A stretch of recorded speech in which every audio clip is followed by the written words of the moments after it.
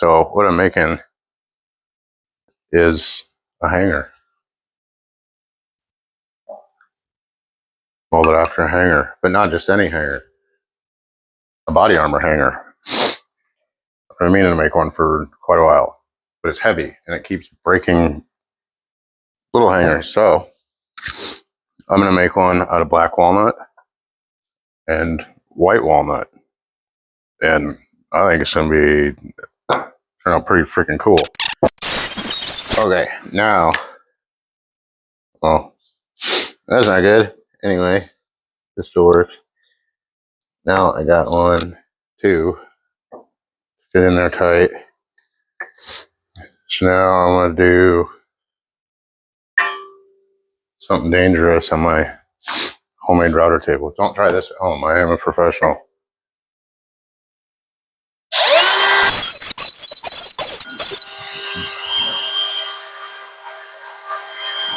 Yeah, not quite. So I thought that if I did a 3/4 groove to fit my board into, I should have to do a 3/8. Yeah, 3/8 round over. It is not giving me enough. I don't have any bigger roundovers.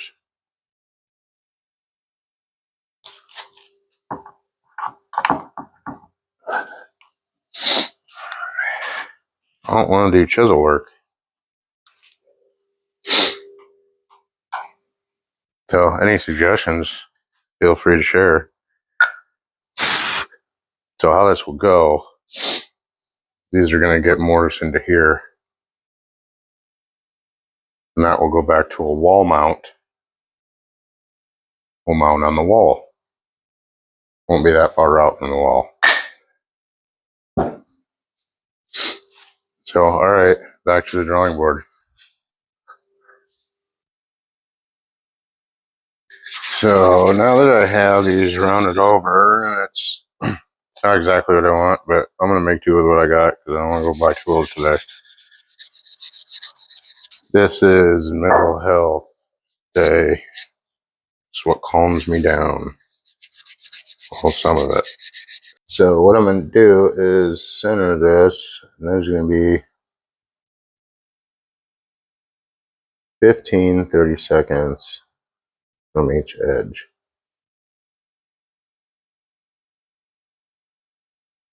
So, and because I'm using a router, I guess I don't really need a marking knife because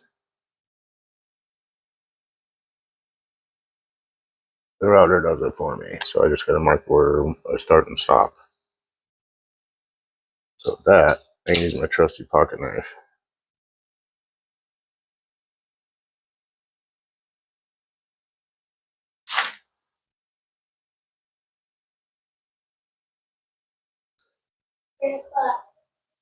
Yes, buddy.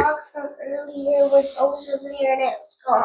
I bet he ran away, but if you go over in the backyard, it just rained, so I bet all the frogs are jumping around in the grass.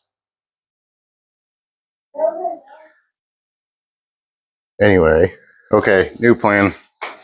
I'm not doing the 3/4 on the beefy bitch for a couple reasons. One is because it's not a plunge router and I need a plunge router. So for my plunge router, I have a 5/8 bit, and that just so happens to have the same round over shape as the 3/8 bit. So I don't have to do any chisel work.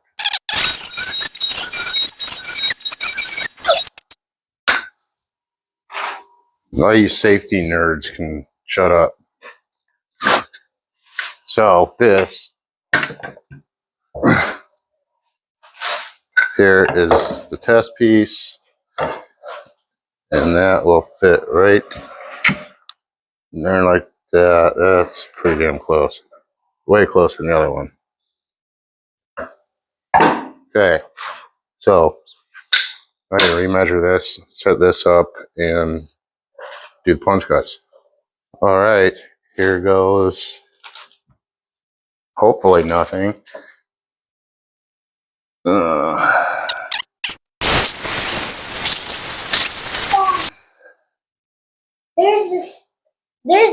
snapping bug in my pool. There is? Well, why don't you go splash it out, okay? No, he's scared. Okay.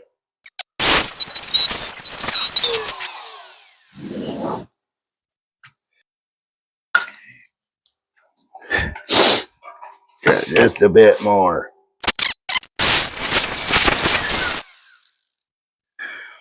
Boy, am I glad this is going to be on the backside. I don't remember which one of these is a smaller one. This one is. It's so close.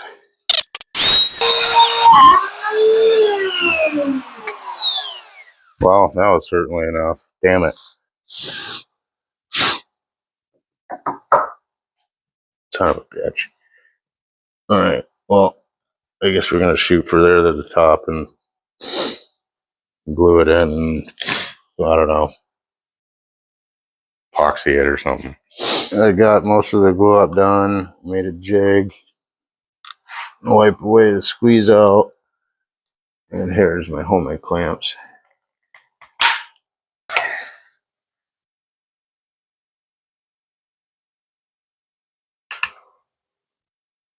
And squeeze that together. Make sure I leave enough to square it up. Or at least check square. I will totally take that. That is dead square. Good job, Joe.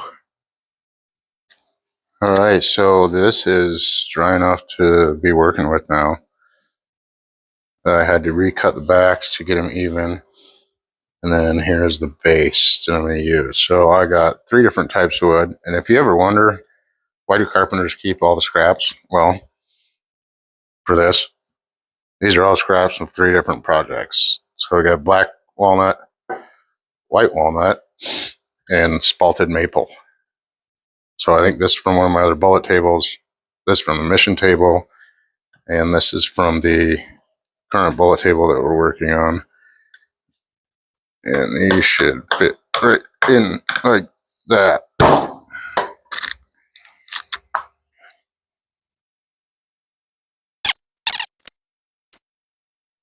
Alright. I know it fits, but ooh, that's some squeeze out. Alright, so I got it finished with some Rubio. I only have 1 coat on there. I'm going to do 1 more coat.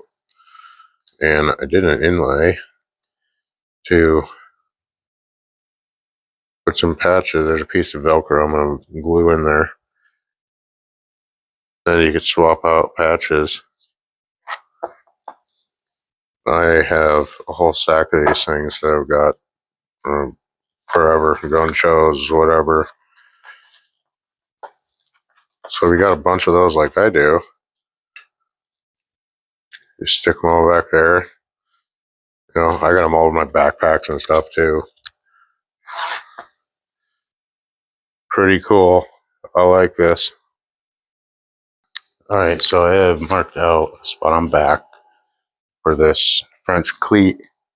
And I'm going to hog out a bunch of material with a plunge router and then do some chisel work. And then I'm going to take this bit right here that is usually meant for dovetails and kind of make a angled top and then match that angle on a piece of white walnut to fit into there and slip up in there. So it'll be completely hidden mount system.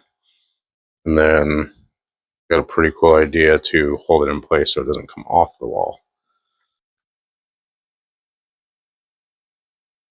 Alright.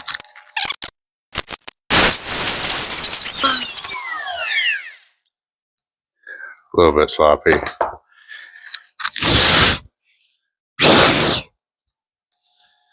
Now time for the chisel.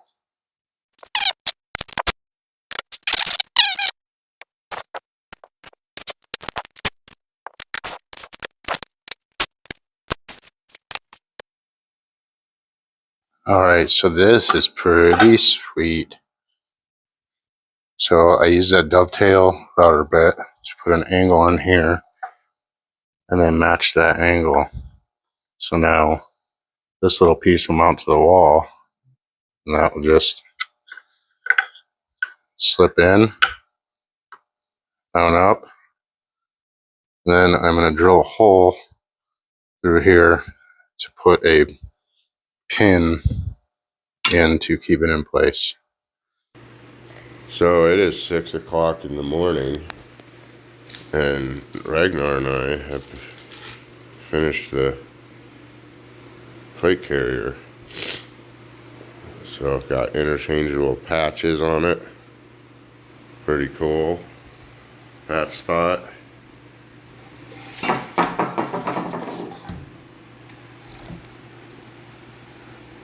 The logo actually turned out good on this one.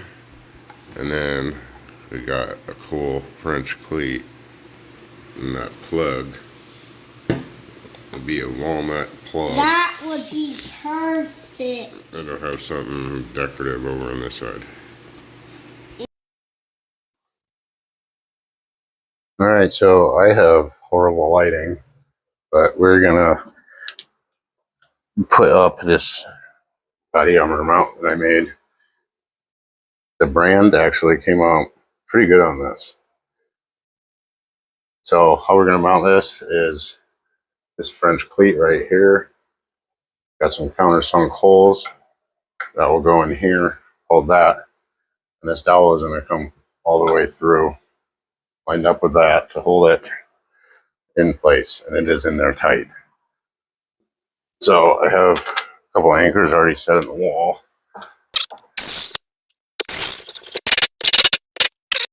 This is not coming down. Okay.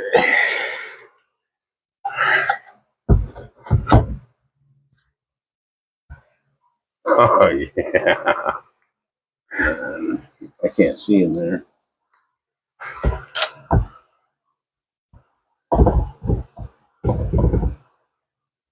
Right there.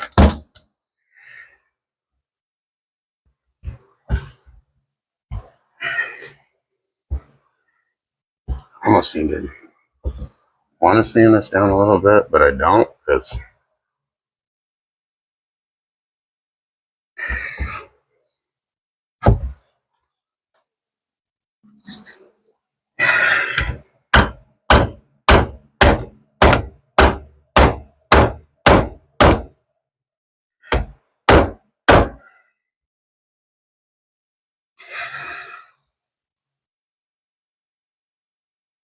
kind of seems like it worked. Obviously not going to stick out that far, and this walnut dowel needs finished. But I want to see how this works.